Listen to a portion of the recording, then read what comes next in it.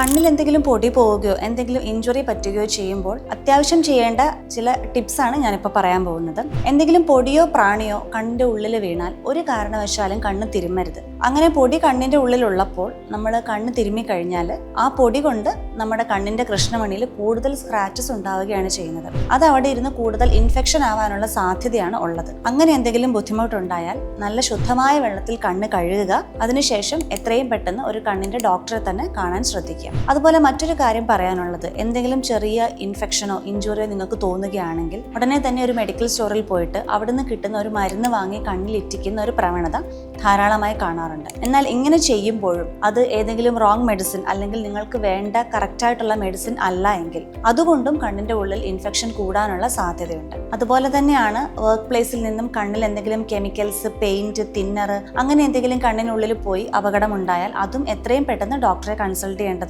വെറുതെ ഒന്ന് കണ്ണ് കഴുകിയത് കൊണ്ട് മാത്രം അതുണ്ടാക്കുന്ന ഇഞ്ചുറി ഒഴിവാകുന്നില്ല. അതിന് കൃത്യസമയത്ത് ട്രീറ്റ്മെന്റ് എടുത്തില്ലെങ്കിൽ ലോങ് ലാസ്റ്റിംഗ് ആയിട്ട് നമുക്കത് കാഴ്ചയെ ബാധിക്കാനുള്ള സാധ്യതയുണ്ട്. ഇതെല്ലാം തന്നെ ഒരു പ്രൊഫഷണൽ ഹെൽപ്പ് തേടിയതിനു ശേഷം മാത്രമേ നിങ്ങൾ ചെയ്യാവൂ.